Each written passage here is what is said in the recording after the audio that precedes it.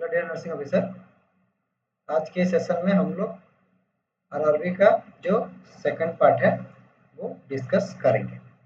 ठीक है, तो प्रीवियस टेस्ट का जो आरआरबी का क्वेश्चन था उसका सेकंड पार्ट हम लोग आज ये सेशन में डिस्कस करेंगे। तो चलिए देखते हैं क्वेश्चन क्या क्या था। पहला सेशन में हम लोग पहला पार्ट में 21 क्वेश्चन डिस्कस किए थे, इसमें आज 22 से स्टार्ट करेंगे। ठीक है, तो फर्स्ट क्वेश्चन क्या है क्वेश्चन नंबर 22 का, which is the plasma protein that constitute about 40 to 60% of total plasma protein. तो हम लोग का प्लाज्मा प्रोटीन और हम लोग का जो बॉडी फ्लूइड में हम लोग ऑलरेडी ये डिस्कस कर चुके हैं। ठीक है, तो 40 to 60% टोटल प्लाज्मा है। ठीक है, प्लाज्मा प्रोटीन कौन सा है? ठीक है, वो है ऑप्शन क्या है, fibrinogen, globulin, albumin and fibrin. तो करेक्ट आंसर है एल्बुमिन। ठीक है, जो ब्लड प्लाज्मा में जो प्लाज्मा प्रोटीन ज्यादा मात्रा में देखने को मिलता है वो है एल्बुमिन। ये एबंडेंट प्रोटीन है, abundant protein, sorry plasma protein है। ठीक है, एबंडेंट प्लाज्मा प्रोटीन बोलते हैं इसको, क्योंकि ये ज्यादा मात्रा में आप लोग को देखने को मिलता है। और ये एल्बुमिन क्या काम करता है? हेल्प्स टू मेंटेन, ये भी याद रखिए, help to maintain osmotic pressure, osmotic और ऑस्मोटिक प्रेशर को ये मेंटेन करता है हम लोग का जो एल्बुमिन है। ठीक है, ये ज्यादा मात्रा में हम लोग का ब्लड प्लाज्मा में देखने को मिलता है। ठीक है, next question number 23, which single feature of RBC, which single feature of normal RBC is most responsible for the limiting their life span? ठीक है, तो क्या है हम लोग का जो आरबीसी है, जो नॉर्मल आरबीसी है, उनका लाइफ स्पान कितना होता है? लाइफ स्पान होता है 120। ठीक है, ये हम लोग का एडल्ट में। ठीक है, और वही आरबीसी का अगर न्यूबॉर्न का है तो वो होता है 80 to 90 डेज। ठीक है, 80 to 90 डेज में होता है, 80 डेज से होता है न्यूबॉर्न के। ठीक है, तो ये जो क्वेश्चन क्या पूछा है, ये जो आरबीसी नॉर्मल आरबीसी है, most responsible for limiting their life span, कौन सा इधर से एक फीचर है जिसके वजह से आरबीसी का जो लाइफ स्पान है वो लिमिटेड लाइफ स्पान है। ये मतलब 120 डेज के बाद डेथ हो जाते हैं और मतलब वो उनका जो रिन्यू नहीं हो पाता, किसकी वजह से? ठीक है, तो loss of mitochondria, increase flexibility of cell membrane, reduction of haemoglobin, iron, then lack of nucleus. तो हम लोग का जो आरबीसी है इसमें एब्सेंट रहता है न्यूक्लियस, जिसके वजह से ये लोग अपना जो 120 डेज के बाद डेथ हो जाता है। ठीक है, तो कौन सा है? लैक ऑफ न्यूक्लियस के वजह से इन लोग का जो लाइफ स्पान है वो लिमिटेड है और रीजनरेट ये लोग नहीं हो पाते। ठीक है, next question, question number 24, which is the following is most mature normoblast? ठीक है, तो ये भी आरबीसी का क्वेश्चन है। ठीक है, तो हम लोग का जो एरिथ्रोपोएसिस होता है, ठीक है, उसका क्वेश्चन है। तो मेच्योर नॉर्मोब्लास्ट कौन सा स्टेज में होता है? तो टोटल जो हम लोग का एरिथ्रोपोएसिस होता है 5 स्टेज में होता है। ठीक है, 5 स्टेज प्रेजेंट रहता है, उसमें से जो मेच्योर नॉर्मोब्लास्ट, जो नॉर्मोब्लास्ट और इसको एरिथ्रोब्लास्ट भी बोलते हैं। ठीक है, एरिथ्रोब्लास्ट भी बोलते हैं। ठीक है, तो मेच्योर एरिथ्रोब्लास्ट आपको कौन सा स्टेज में देखने को मिलेगा? वो है ऑर्थोक्रोमिक नॉर्मोब्लास्ट। ठीक है, ऑर्थोक्रोमिक नॉर्मोब्लास्ट जो है इसमें आपको मेच्योर एरिथ्रोब्लास्ट देखने को मिलेगा और ये कौन सा स्टेज में आता है, कितना नंबर पे, थर्ड स्टेज में आपको देखने को मिलता है। कौन सा, ऑर्थोक्रोमिक नॉर्मोब्लास्ट। ठीक है, इसमें हम लोग का जो एरिथ्रोब्लास्ट है, एरिथ्रोसाइट है, वो उसका रेड कलर में आप लोग को देखने को मिलेगा। कलर चेंजेस होता है इसी फेज में, इसी स्टेज में। ठीक है, और इसमें मतलब मोस्ट मेच्योर होता है। ठीक है, और मोस्ट लास्ट स्टेज में ये फुल्ली मेच्योर होता है। तो मोस्ट मेच्योर कौन सा स्टेज में होता है, वो थर्ड स्टेज, जो कि ऑर्थोक्रोमिक नॉर्मोब्लास्ट है। ठीक है, नेक्स्ट क्वेश्चन, क्वेश्चन नंबर 25 क्या बोला है, total RBC count for women is, women का जो टोटल आरबीसी काउंट है वो कितना बोला है, 4.6 टू 6 है, 3.9 टू 5.4, 4.2 टू 5 एंड 4.2 टू 5.6। तो आरबीसी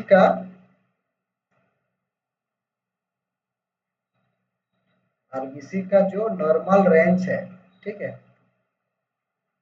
नॉर्मल रेंज है इन फीमेल कितना रहता है, मतलब 4.2 टू 5.4 मिलियन मिलियन सेल पर माइक्रोमीटर। ठीक है, ये यूनिट है। तो फीमेल में कितना हो गया, 4.2 टू 5.4 इसका नॉर्मल रेंज है। और इन मेल में कितना रहता है, 4.6 टू 6.1 मिलियन सेल पर माइक्रोलीटर इसका रेंज होता है। तो इधर कौन सा पॉइंट है, देखो 4 पॉइंट, फर्स्ट पॉइंट 4.6 है, तो ये हो गया राउंड, 3.9 ये भी राउंड, 4.2 टू 5 और 4.22 ये 5.6 दिया है। तो नॉर्मल कितना है हम लोग का, 5.4 है। ठीक है, तो 4.2 टू 5 जो है ये हो गया हम लोग का करेक्ट आंसर। ठीक है, नेक्स्ट हम लोग ये सब ब्लड क्लास में ऑलरेडी देखे हैं आरबीसी के बारे में। ठीक है, थ्योरी ऑलरेडी हम लोग इसका कवर किए हैं हम लोग का यूट्यूब चैनल में। तो जो लोग पूरा डिटेल्स देखने चाहते हो आरबीसी के बारे में, तो आप लोग क्लास देख सकते हैं, वो यूट्यूब में हम लोग का अवेलेबल है। ठीक है, next question, which among the following do the phagocytic action, phagocytics मतलब phagocytics में क्या करता है, engulf the bacteria and kill them। ठीक है, तो हम लोग का जो सेल है वो क्या करता है, बाहर से जितना बैक्टीरिया, वायरस और फॉरेन बॉडी जितना भी सेल के अंदर आता है, ठीक है, उसको एंगल्फ करके उसको किल करता है। तो कौन सा सेल जो है हम लोग का फागोसाइटिक एक्शन मेंटेन करता है, तो इस्नोफिल, पोलीमॉर्फिन, बासोफिल्स एंड न्यूट्रोफिल। तो ये जो न्यूट्रोफिल है, ठीक है, ये क्या करता है, हम लोग का फागोसाइटिक एक्शन में हेल्प करता है। ठीक है, next question, question number 27, which immunoglobulin can cross the placenta and can provide passive immunity to the newborn। ठीक है, तो कौन सा इम्यूनोग्लोबुलिन है, वो है आईजीजी। ठीक है, ये जो आईजीजी है, ये इम्यूनोग्लोबुलिन क्या करता है, can cross the placenta, placenta को क्रॉस करके फीटल को इम्यूनिटी प्रोवाइड करता है। फीटल में कौन सा इम्यूनिटी प्रोवाइड करता है, पेसिव इम्यूनिटी। ठीक है, और ये जो आईजीजी है, ये एबंडेंट इम्यूनोग्लोबुलिन है। ये आप लोग को आईजीजी जितना भी इम्यूनोग्लोबुलिन है सबसे ज्यादा मात्रा में देखने को मिलता है। कौन सा? Immunoglobulin G. ठीक है। आईजीए आपको कहाँ देखने को मिलता है? ये आपको ब्रेस्ट मिल्क में देखने को मिलता है। आईजी ये आप लोग को जब इन्फ्लामेशन में आपको ये इम्यूनोग्लोबुलिन एक्टिवेट देखने को मिलेगा, जो हाइपर सेंसिटिविटी रिएक्शन में आप लोग को देखने को मिलेगा। हाइपर सेंसिटिविटी रिएक्शन में आप लोग को आईजीई इम्यूनोग्लोबुलिन एक्टिवेट देखने को मिलेगा। और आईजीएम को क्या है? ये माइक्रो इम्यूनोग्लोबुलिन है, मतलब सबसे बड़ा लार्जेस्ट इम्यूनोग्लोबुलिन कौन सा है? हम लोग का आईजीए। ठीक है। तो क्वेश्चन ज्यादातर आईजीए और आईजीजी से आता है। ठीक है। तो इसका जो करेक्ट आंसर है कौन सा? इम्यूनोग्लोबुलिन प्लासेंटा को क्रॉस करके फीटस को बेसिक यूनिट देता है, वो है इम्यूनोग्लोबुलिन जी। ठीक है, आईजीजी। ठीक है। Next question, question number 28। A cell that take parts in innate immunity by killing virus infected cell। ठीक है। तो इधर क्या बोला है? Innate immunity. तो ये जो first line defence against infection, तो इन्फेक्शन के अगेंस्ट जो फर्स्ट लाइन जो डिफेंस है हम लोग का बॉडी का, उसको बोलते हैं इनेट इम्यूनिटी। ठीक है। तो कौन सा इनेट इम्यूनिटी का कौन सा सेल पार्ट्स है जो वायरस को, जो बैक्टीरिया वायरस को क्या करता है? किल करता है। ठीक है। उसको बोलते हैं, ऑप्शन क्या है? न्यूट्रोफिल, एनके सेल, माइक्रोफेजेस और टी सेल। तो उसको बोलते हैं इनेट इम्यूनिटी जो सेल है वो बोलते हैं एनके सेल। ये एनके सेल का फुल फॉर्म है natural killer cell. Natural killer cell. ठीक है। तो ये हम लोग का इनेट इम्यूनिटी का फर्स्ट डिफेंस लाइन है अगेंस्ट इन्फेक्शन। ठीक है। नेक्स्ट क्वेश्चन, क्वेश्चन नंबर 29 क्या आया था? देखो इधर सब आरआरबी का जो क्वेश्चन पेपर है उधर सिलेक्टिव लिया है। ठीक है। which one of the following substances is released during inflammatory process when platelet are activated। ठीक है। तो जब भी कुछ इंफ्लेमेटरी प्रोसेस होता है तो प्लेटलेट क्या होता है? एक्टिवेट होता है और एक सब्सटेंसेस रिलीज करता है। ठीक है। तो वो सब्सटेंसेस कौन सा है?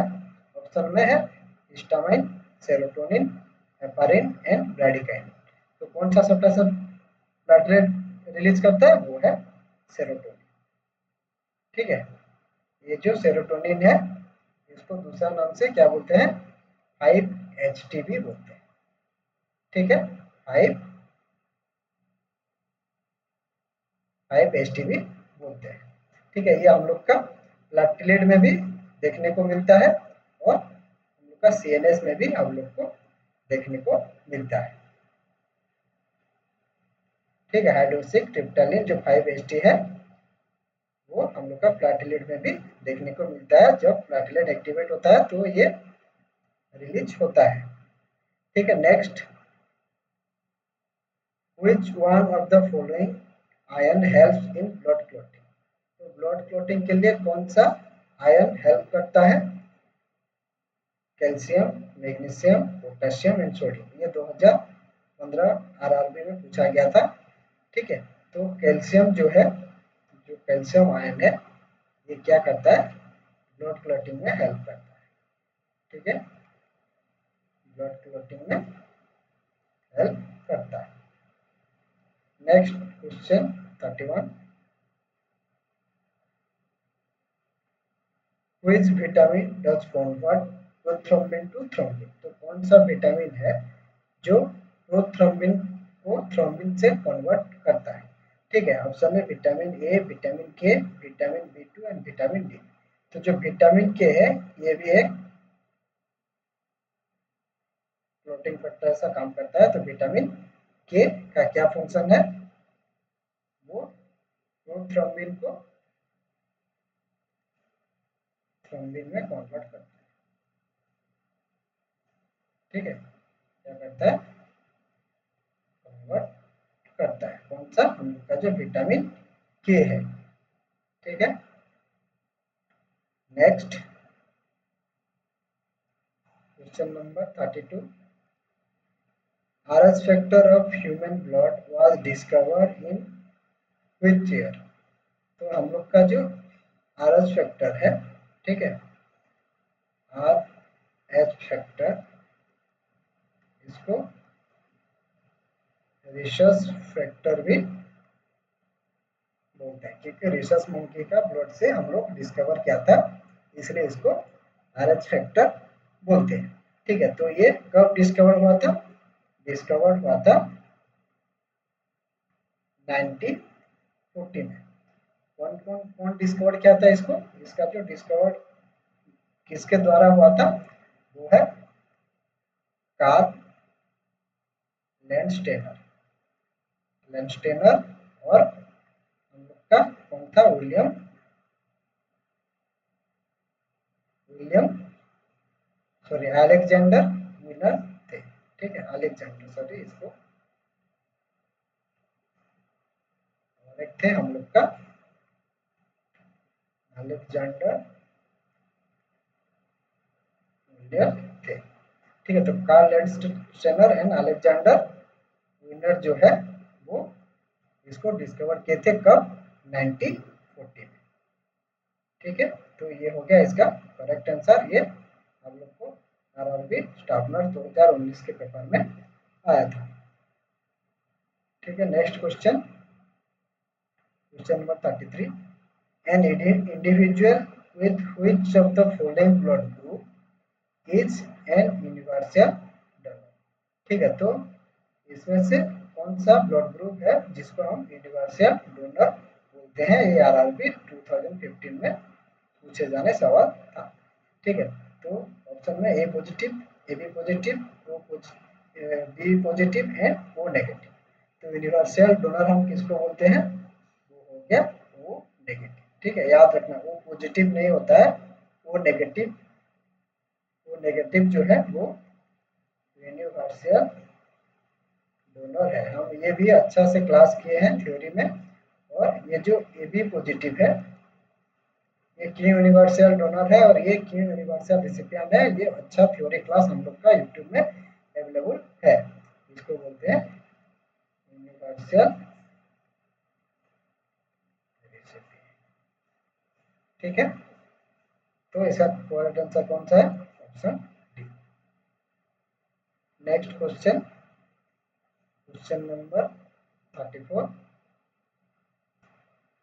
If father and mother are possessing RH positive and RH negative respectively, their children will have the blood group with। ठीक है, तो इसमें क्या बोला है, जो फादर है उसका RH पॉजिटिव है एंड जो मदर है वो क्या है, RH नेगेटिव है। इसमें से जो अपकमिंग जो बच्चा आएगा उसका RH फैक्टर क्या रहेगा। ठीक है, तो ऑप्शन में क्या है, RH negative, RH positive, RH neutral and none of the. ठीक है, तो इसका जो करेक्ट आंसर है, देखो अगर फादर RH पॉजिटिव है और मदर RH पॉजिटिव है, तो बेबी को मतलब एक पर्टिकुलर कोई भी आ सकता है, वो RH पॉजिटिव भी आ सकता है और RH नेगेटिव भी आ सकता है। ठीक है, लेकिन इधर सिंगल दिया है तो ये नहीं होगा और RH न्यूट्रल भी नहीं होता है। इसमें से कोई भी एक आ सकता है। ठीक है, RH पॉजिटिव भी हो सकता है, RH नेगेटिव भी हो सकता है, ये हम नहीं पूछ सकते। ठीक है, तो इसका जो करेक्ट आंसर है वो है नॉन ऑफ दीज। ठीक है, next question, next question RRB 2015 का क्या था, थैलासीमिया इज ए कॉन्जेनिटल, क्या है, थैलासीमिया एक कॉन्जेनिटल ब्लड डिजॉर्डर है। ठीक है, thalassaemia is a congenital blood disorder है। नेक्स्ट क्वेश्चन,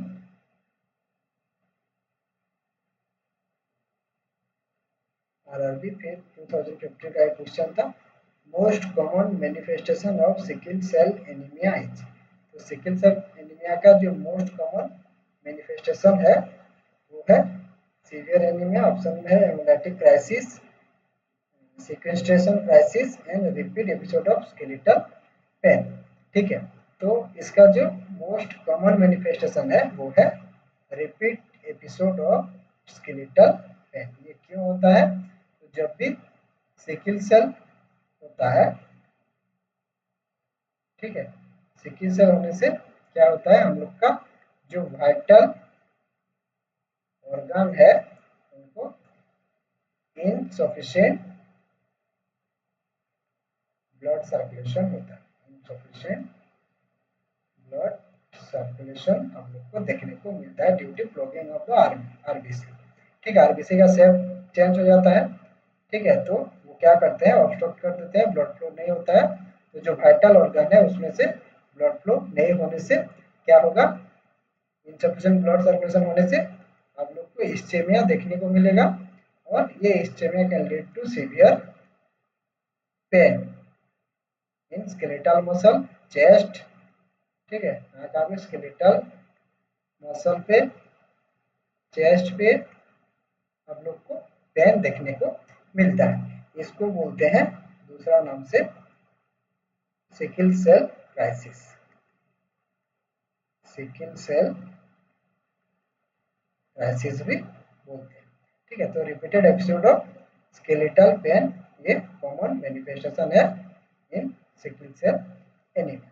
ठीक है, तो ये हो गया हम लोग का सेकेंड पार्ट का क्वेश्चन। ठीक है, जो सिलेक्टिव मैंने ढूंढ के लाया है। नेक्स्ट पार्ट में हम लोग फिर डिस्कस करेंगे जो 2019 और 2015 में जो रिपीटेड मतलब जो क्वेश्चन आरआरबी ने नर्सिंग ऑफिसर एग्जाम में पूछा था वो क्वेश्चन हम लोग फिर लेके आएंगे। तो जो नर्सिंग ऑफिसर नया है चैनल को सब्सक्राइब करें और वीडियो को लाइक करें और दूसरा नर्सिंग ऑफिसर के साथ वीडियो को शेयर करें। Thank you to all nursing officer.